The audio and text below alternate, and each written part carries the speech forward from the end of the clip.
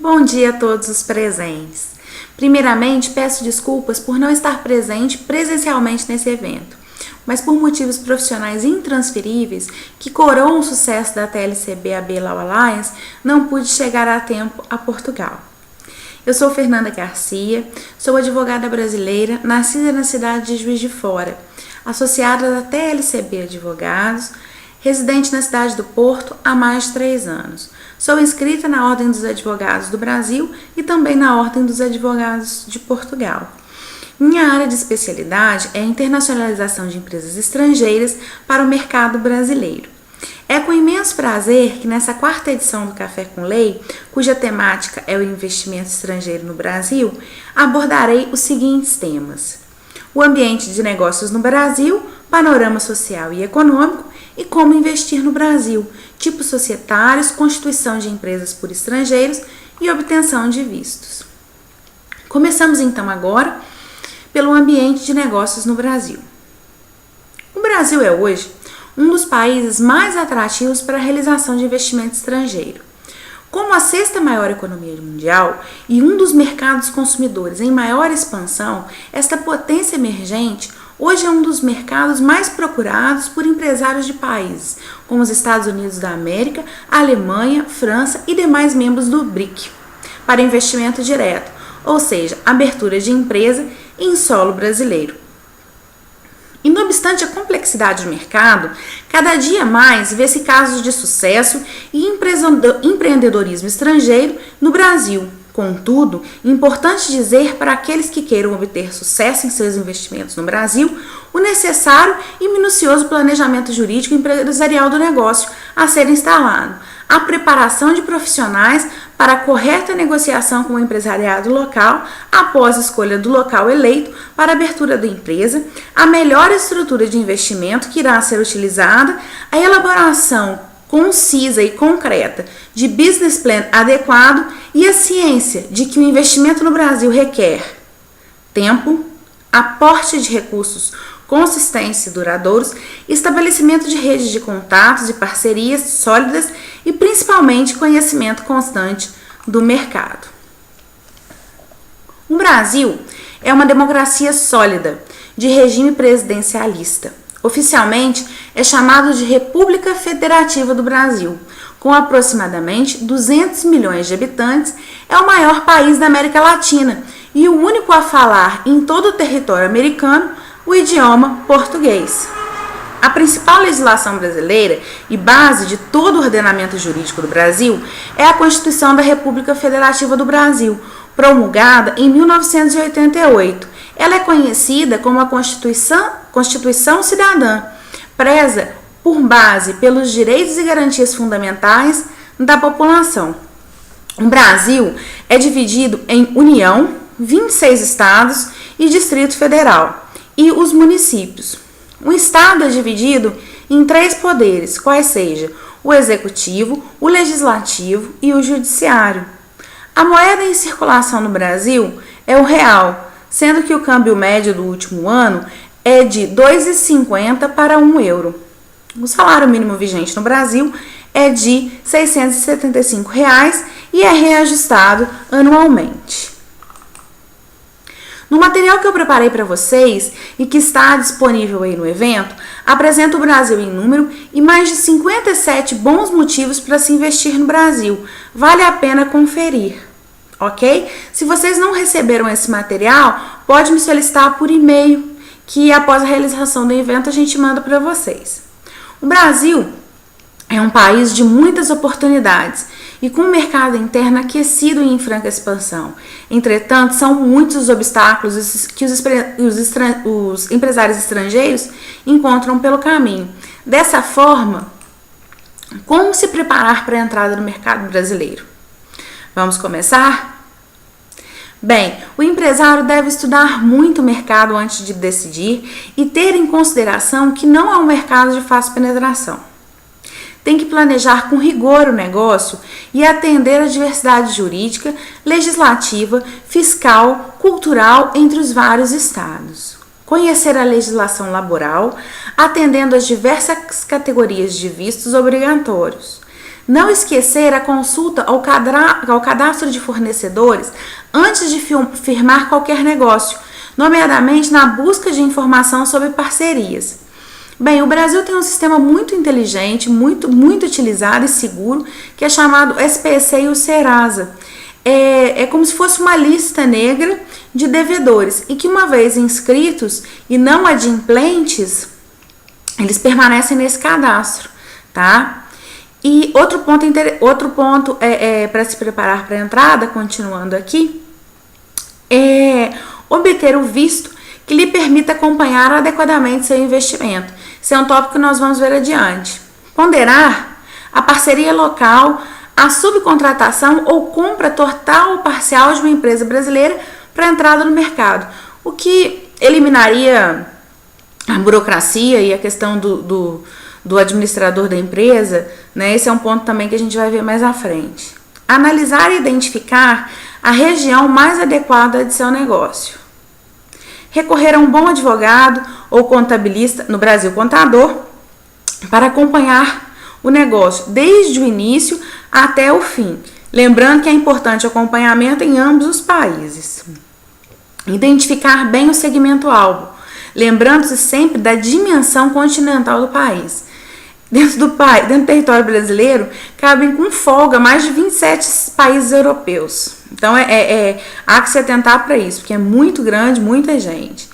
E, por fim, terá atenção para os efeitos fiscais, que são complexos, mas não impossíveis de serem superados, que é um ponto que o Dr. Bruno Amaral vai falar mais adiante para vocês, que é desmistificando o sistema fiscal brasileiro. Bem, e conhecer todas as restrições ao investimento estrangeiro. Todos esses pontos vão ser abordados no decorrer desse Café com Lei Investimento Direto no Brasil, pelos nossos colegas aí brasileiros, portugueses e espanhóis. Bem, numa relação negocial com o mercado brasileiro, o que o empresário estrangeiro tem que ter em mente? Ele precisa primeiramente registrar a marca. Por quê? Porque os registros de marcas ou empresas estrangeiras feitos no exterior não são reconhecidos pela lei brasileira. A gente pode lembrar aí dos casos da quebra de patente para os medicamentos da AIDS, foi quando tudo começou. Então, não é válido no Brasil nenhum registro feito no exterior. Outra coisa que tem que se ter em conta é que o mercado brasileiro é muito sofisticado e exigente, superando por vezes as mais fortes economias do mundo. A gente não pode subestimar o Brasil. O Brasil hoje é muito avançado, com uma tecnologia maravilhosa e com profissionais muito capacitados. A gente tem sempre que ter presente que, apesar da proximidade cultural e da língua, no mundo dos negócios, no Brasil, o mundo dos negócios é bem diferente que Portugal. A regulação negocial no Brasil é muito dura, exigente e profissional. Negociadores são muito rápidos a decidir e muito protecionistas de seus interesses. É muito comum aqui, tem que estar atento, tá? Registrar o investimento estrangeiro no Banco Central para legalizar a entrada de dinheiro, a remessa de lucros e o repatriamento de capitais. Isso a gente vai ver com o Dr. Luiz Amorim mais à frente, tá? Então, vamos para a parte prática de como investir no Brasil? Sim. A diversidade de registros e procedimentos a serem feitos causam uma certa demora na abertura de empresas no Brasil para o início de suas atividades. Sendo assim, empreendedores devem procurar consultorias especializadas para assessoria e para dar maior segurança aos trâmites do processo.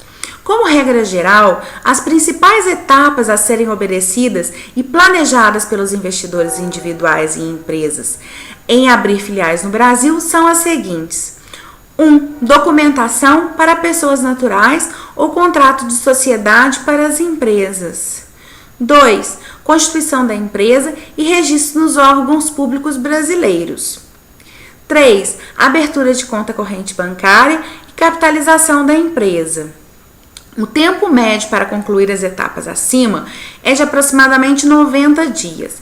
Após cumpridas essas etapas, poderá ser pedido o visto de permanência do investidor, administrador e seus dependentes junto à imigração brasileira, que é a Polícia Federal, que leva cerca de 45 dias para ser aprovado. A seguir, a gente vai ver os tipos societários e estruturas de investimento que podem ser realizados para a estruturação do investimento estrangeiro no Brasil, bem como os custos médios administrativos para a abertura dessas empresas. Começamos agora com a parte prática, tá? Que é como investir no Brasil, um investimento a partir do exterior. O empresário que tem interesse em investir no Brasil, mas ainda não tem tantos recursos para abrir sua empresa no Brasil, ou ainda não tem a intenção de evoluir para esse passo do investimento direto, ele pode fazer um investimento a partir do exterior, seja através de contrato de representação comercial ou distribuição ou contrato de franquia, tá? O que é o contrato de representação comercial ou distribuição? É comum que os empresários contratem representantes comerciais para mediar a realização de seus negócios, agenciando propósitos e pedidos transmitidos aos empresários brasileiros. Não há entre os representantes e representados relação de emprego. A representação comercial constitui negócio jurídico realizado entre empresários, apresentando a natureza jurídica de contrato de colaboração empresarial por aproximação. O que o empresário tem que ter em mente quando vai celebrar um contrato de representação comercial ou distribuição? Bem, o contrato tem que estar muito bem caracterizado para não gerar problemas trabalhistas futuros. O contrato de representação comercial ou distribuição, ele é basicamente visando a importação e exportação de produtos ou serviços. Então, tem que ser observados algumas etapas a se cumprir. Uma vez que o mercado brasileiro é muito protecionista, a empresa portuguesa ou espanhola vai ter que se preparar solicitando as licenças prévias para a entrada de seus produtos em território brasileiro e ter muito cuidado com os contratos internacionais de mediação. Bem, outro ponto interessante é o contrato de franquia, porque é um dos nichos de mercado que mais crescem hoje no Brasil, segundo os dados da ABF, que é a Associação Brasileira de Franchising. Cerca de 20 franquias são abertas por dia no Brasil. O franchising moderno é uma forma de fazer negócio em parceria, na qual uma empresa de sucesso comprovado, o franchisador, ensina a terceiros a sua fórmula de sucesso. É uma forma muito interessante de se investir no Brasil, que é oferecer a franquia a ser comercializada no Brasil, através de contratos de franchise. Temos que ressaltar aí que essas empresas elas têm que estar inscritas na ABF, na Associação Brasileira de Franchise, e possui alguns requisitos para a abertura desse tipo de empresa. Mas é um pensamento que os empresários têm que ter em mente, porque é muito interessante o mercado de franquias no Brasil. Bem, o investimento direto no Brasil e os tipos societários. Bem, nós temos previsto na legislação brasileira alguns tipos societários, tá? São as sociedades em nome coletivo, as sociedades em comandita simples, a sociedade de capital e indústria, a sociedade em comandita por ações, a sociedade por cotas de responsabilidade limitada e a sociedade anônima. Nesse tópico aqui, eu já adianto de antemão para vocês que eu não recomendo a abertura de filial no Brasil. Por quê? Porque é um procedimento muito complexo, muito moroso, ele é caro, burocrático, chegando até de precisar de chancela presidencial para abertura. Então, o que a gente recomenda sempre para os nossos clientes, e na experiência que nós temos, é a abertura ou de sociedade anônima, que também não é tão recomendável, né, porque é mais cara e mais morosa, e a sociedade por cotas de responsabilidade limitada, a LTDA, que é muito parecida com a prevista na legislação daí. A lei confere personalidade jurídica a todas essas sociedades, que lhes tornam entidades de direito distintos dos sócios que as compõem. Aí é o fator da responsabilidade, né, dos sócios das sociedades. Bem, nós vamos falar muito brevemente sobre a sociedade anônima no Brasil. O que é a sociedade anônima ou companhia? Ela é regulada pela Lei 9.457, de 5 de junho de 77. É uma sociedade essencialmente mercantil por definição, com seu capital social representado por ações. É, por excelência, uma sociedade de capitais, sendo de sua essência a realização de lucros a serem distribuídos aos acionistas. Bem, existem duas espécies de sociedade anônima. A que capta recursos junto ao público, que é chamado companhia aberta, e a que obtém os seus recursos entre os próprios acionistas ou subscritores, é a companhia fechada. As ações em que se divide o capital de uma sociedade anônima representa parte ou fração de todo esse capital. A constituição de sociedade anônima por empresas que ingressam logo no Brasil não é muito usual, porque dificulta um pouquinho os passos, tá? E torna a questão mais morosa. Então, o que a gente indica é a abertura de uma sociedade limitada e depois a alteração contratual ou abertura de sociedade anônima, mas na cadência do crescimento dessa empresa em território brasileiro. Bem, então como que nós mais indicamos? É a sociedade por cotas de responsabilidade limitada, que é a LTDA, lembrando que não é LTDA, é muito parecida com as LTDA de Portugal. A sociedade por cota de responsabilidade limitada é regulada pelo decreto 3708 de janeiro de 1919. É uma opção entre a sociedade tipicamente de pessoas e a sociedade de capital, podendo reunir feições e condições de umas e outras. Bem, vamos entrar um pouquinho mais no universo da sociedade por cotas de responsabilidade limitada. A sociedade LTDA pode ser organizada como uma sociedade civil ou como uma sociedade comercial, dependendo da definição de seu objetivo do contrato social. A sociedade por cota constitui-se mediante o contrato e possui apenas uma categoria de sócios. Em razão de possuir uma só categoria de sócio, qualquer um deles está apto a gerir a sociedade, sendo possível a delegação de poderes. O capital social na sociedade por cotas é dividido em cotas. E a cota representa o contingente em moeda, créditos de direitos ou bens aos quais o sócio contribui para a formação da sociedade.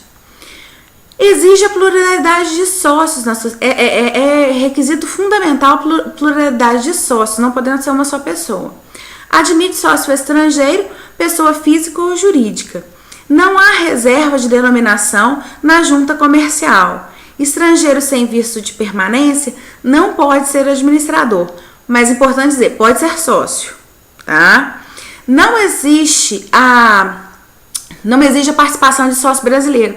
Então pode ser uma sociedade constituída só por estrangeiros e, se eles ainda não tiverem o visto de permanência no Brasil para serem administradores, eles podem nomear um administrador para aquela empresa, tá? Não há, exceto em casos específicos, capital social mínimo.